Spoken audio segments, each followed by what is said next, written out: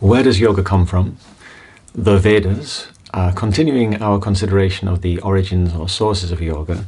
And in this video, we're going to speak a little bit about the Upanishads.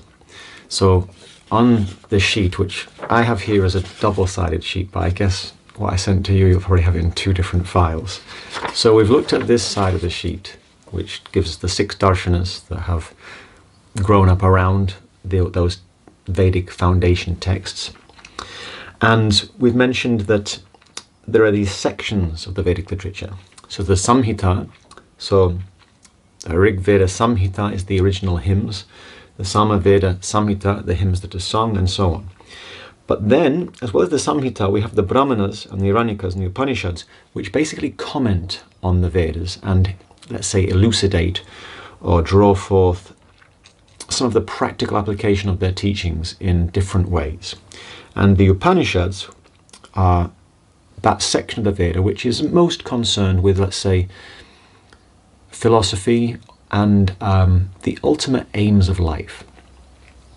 And they are an important source for yoga and for Vedanta. So for these schools of the Shatdarshana that have a more overt or principal interest in, let's say, realizing oneself and realizing the ultimate purpose of life, the Upanishads are a very important source text. So Upanishad, this word is telling, it's significant. I think I've mentioned in a previous video, nothing is incidental or accidental in Sanskrit. So Upanishad, it kind of carries this, well, the word, like many Sanskrit words, carries many connotations embedded within it. But Upanishad has the sense of to sit down near. So if you look at the sheet, I've written some of the kind of key emblematic ideas that are encoded in this word. So the Upanishad is that you sit down near the sage and the seeker, the seer and the seeker.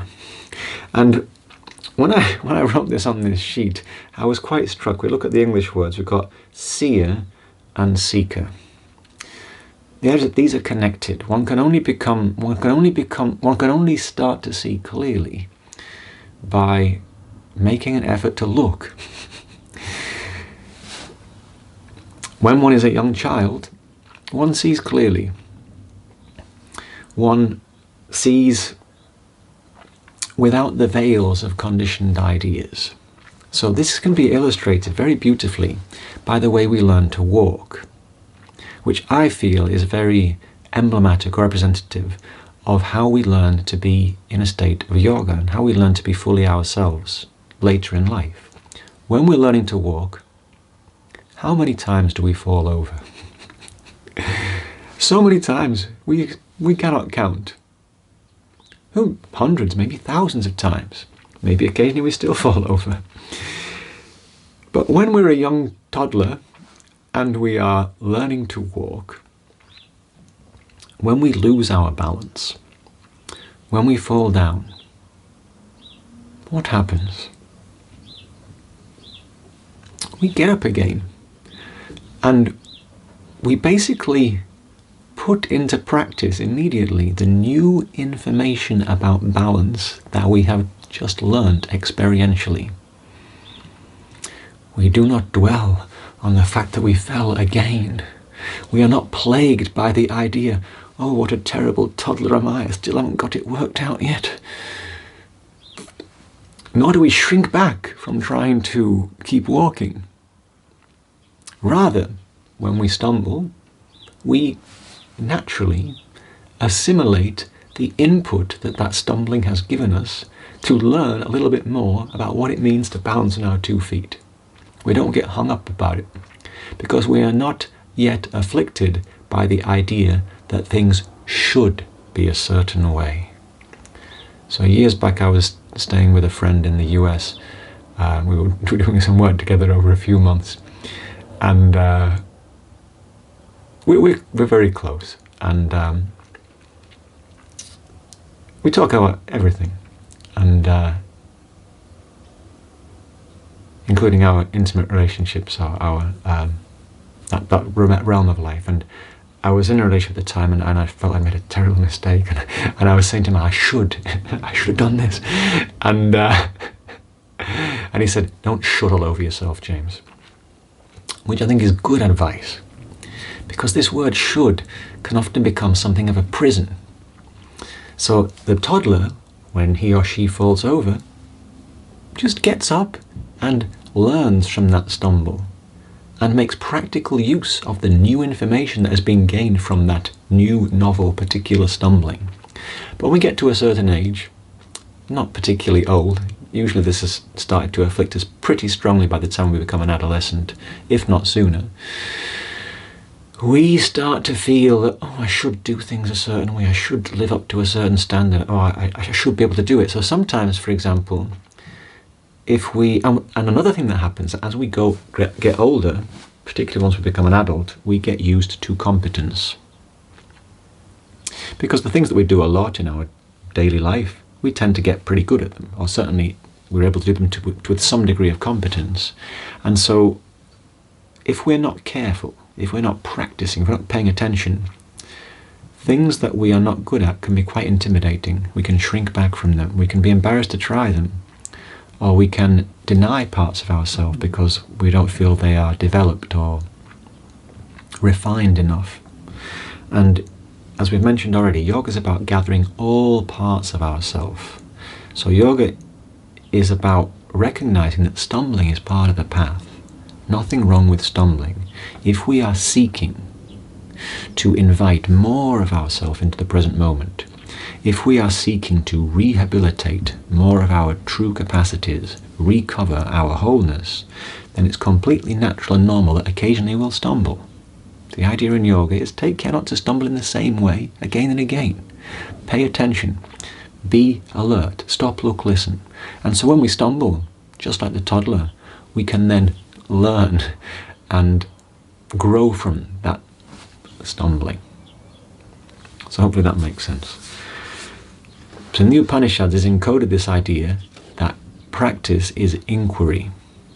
We sit down together to inquire into the nature of ultimate reality, into the nature of ourselves.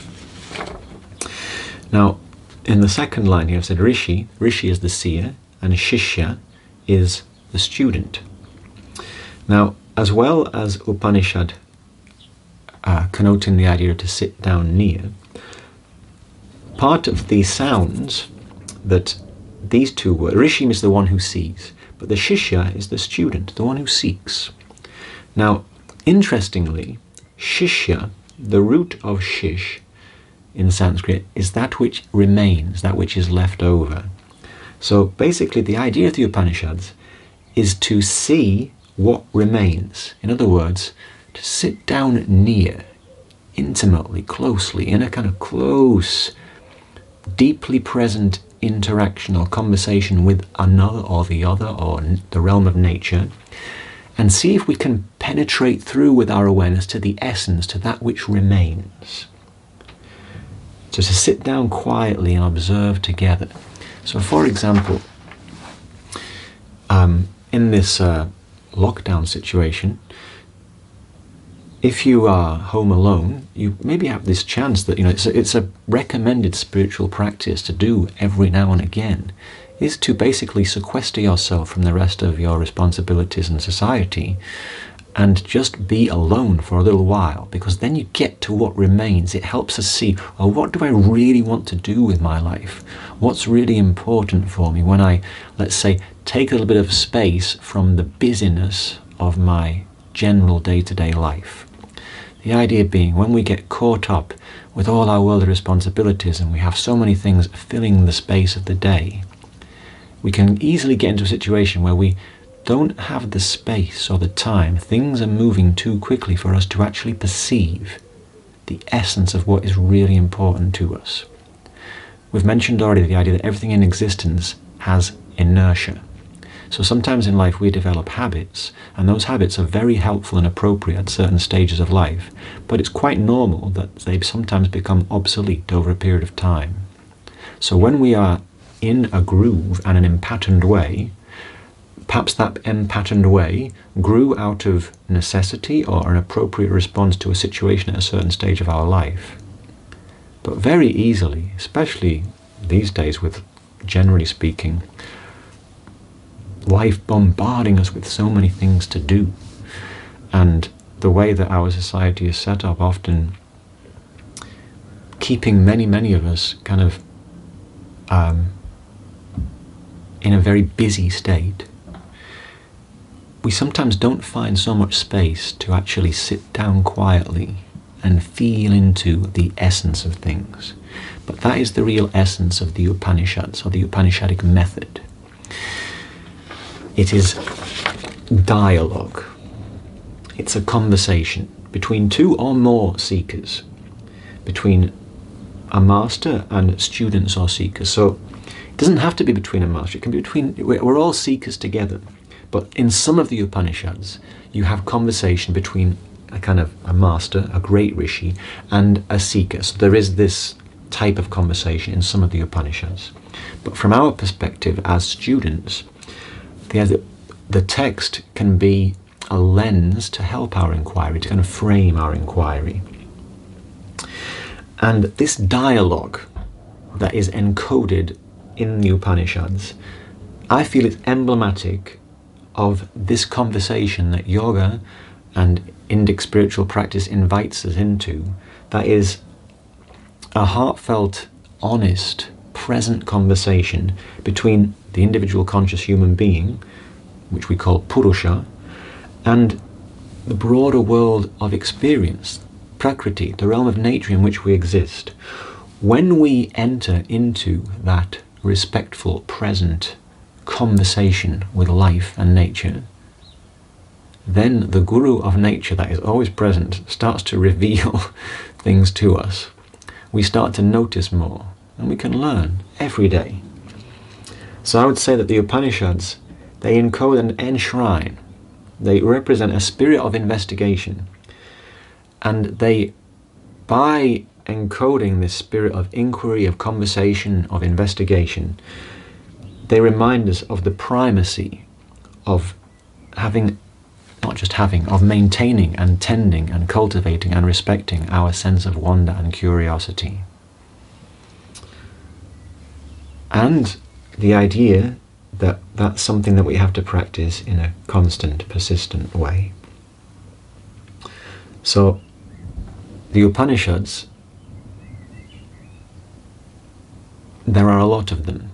There are 10 principal Upanishads, they're listed here, and they range far and wide. They're very different in their styles. Some are very long, like the Brihadaranyaka Upanishad, for example. This is a big text. Some are very short. The Isha Upanishad is very concise, relatively speaking. And some have quite specific focuses. Some are more broad-ranging. These principal Upanishads are ones that are most commented on by the great commentators of the Vedantic traditions.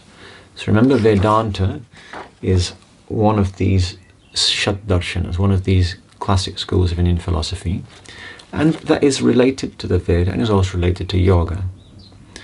There's the idea that when one comes to a certain state of balanced integrated awareness, then one is ready to pursue this Vedantic path if it's appropriate, if one feels drawn to that. And there are many different schools of Vedanta. Sometimes people talk about 3 principal schools. Advaita Vedanta, in which the great master Shankaracharya is the principal, let's say, foundation teacher of the lineage. Then there is Vishishtadvaita Vedanta, which is qualified non-dualism. So this Ramanujacharya, who's from South India, he's the main lineage foundation in this line of Vedanta. Vishishtadvaita basically means qualified or distinct non-dualism. So Ramanuja says that ultimately everything is one, but he also says that the supreme reality is distinct from the individual consciousness. Shankaracharya in Advaita Vedanta says that basically I was about to start singing, I am the Father are one, said he, Soham. It's in a song, the idea that there is no distinction between the individual consciousness and the supreme consciousness. We're all part of this same consciousness. And then Madhvacharya is associated with Dvaita Vedanta. Dvaita meaning dual. And in this, according to him, the individual consciousness and the supreme consciousness never join. They're always separate. But they're all at least claiming to draw on the same sources.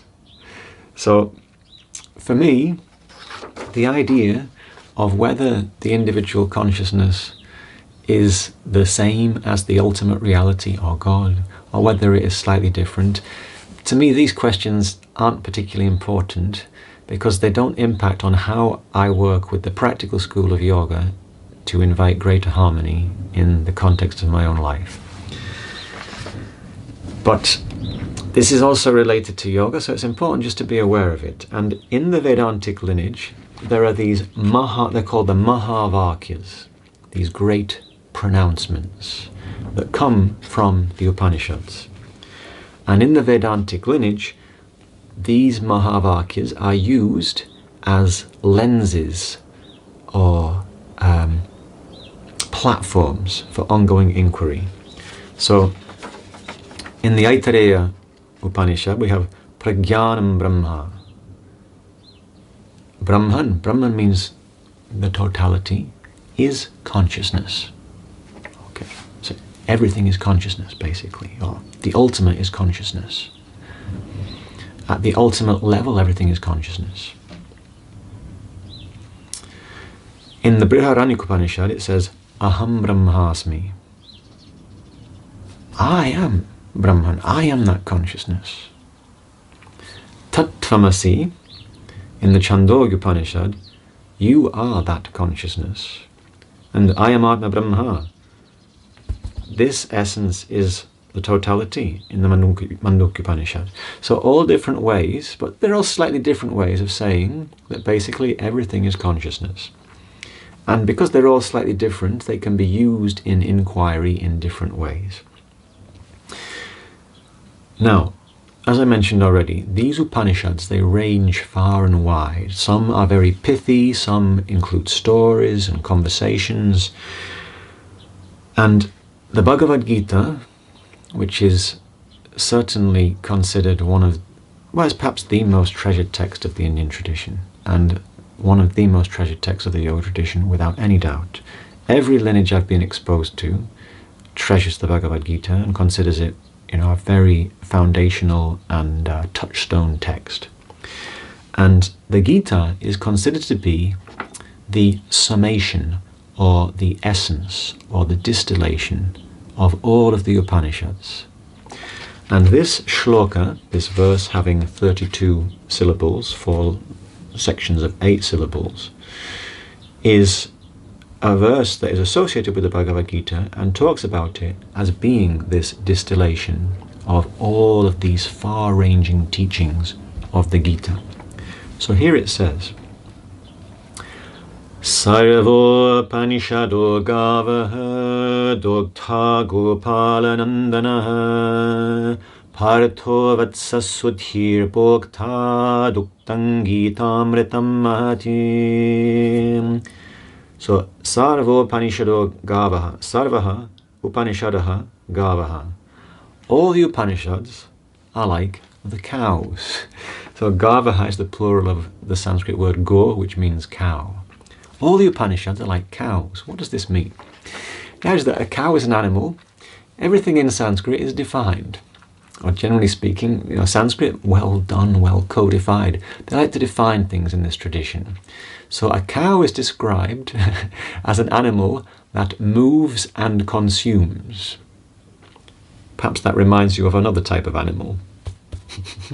We move, and as we move through the world, we consume, we take things in. But cows, they graze. What is their nature? What is their predilection? They like to wander. And where will they wander? Wherever they feel like wandering. If we have a big herd of cows and we leave them to wander as they please, do they all stick together? No, they will wander far and wide. So this is like the Upanishads. The cows, they will each go in the direction that is most appealing to their particular combination of sense powers. The rishis who gave us the Upanishads, who saw the truths of the Upanishads and set them down, yes, they were rishis, they had deep insight, but they were also human beings. So they had these deep insights through their unique individual vehicle. And so some are more poetic, some are more prosaic, for example. And so the styles and the ways that they share their ideas are quite different in different Upanishads. And they also touch on different aspects of reality. So the idea is, if we just try to make sense of the Upanishads, it's a tall order, it's a big task. But thankfully for us, this has already been done, because the Bhagavad Gita has brought all the wisdom together. So if you've got this big herd of cows, and we want to bring them all together, then we need a cow herd, somebody who knows how to gather all the cows. And in the Indian tradition, we have such a great figure and such a great teacher. And that teacher, that figure, is Krishna. Krishna, as he was growing up, he lived in a cow herding community. So Krishna is an expert in the ways of cows. He knows how to gather the herd. So, Sarva Upanishado Gavaha, all the Upanishads are like cows. Dogda Gopalanandanaha. Krishna, who here is referred to as Gopalanandanaha, the one who can bring joy to all of the cow-herding family and community, Dogda, he is the one who knows not only how to bring them together, he is the expert milker. He knows how to... The cows, they can go out and they can gather all of this abundant energy as they graze on the abundant lands of the India of that time. And Krishna knows how to bring them all back in and to milk them, to be able to draw out the bounty that they have been able to gather from their wanderings. Now, if you want to get the milk and the bounteous nutrition out of the cows, you don't just need a milker. However expert you are, this is in the natural scheme of things before the horrors of modern industrial farming, but if you want to get the milk out of the cow, as well as the expert milker and as well as a receptacle such as a bucket, you need the calf, because the cow doesn't give the milk to anybody else until she's fed her calf. And so we need not only the expert milker, we need the calf. And in the Bhagavad Gita, the Upanishad of the Bhagavad Gita, it's sometimes referred to that way, because it's a conversation between a master, Krishna, and a seeker, Arjuna. Arjuna is the calf. Not only is he a sincere seeker, but he is very, very dear to Krishna. They have a very close relationship. And Arjuna, in the situation of the Bhagavad Gita, is in great need. So he is in need, he's hungry, and he is dear and beloved to Krishna. So Arjuna is the calf. However, when Krishna gives the teaching of the Bhagavad Gita to Arjuna, it is not just of his benefit. Sudhir bhoktaha. It can also be enjoyed by anybody whose mindset is open to it. And this is just like the cow. Her milk, she feeds her calf, but then she will give the surplus to whoever is in need and whoever can benefit from it. So the idea is, Krishna, the great master, he knows how to distill all of these truths of existence. His student, his beloved student, his close friend, Arjuna, is in front of him in dire need, in desperation almost. But he comes with openness and sincerity.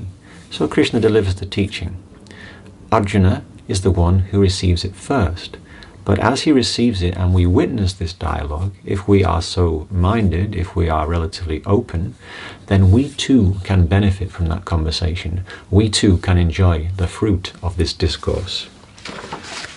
How is this discourse? Duktam Gitamritam Mahate.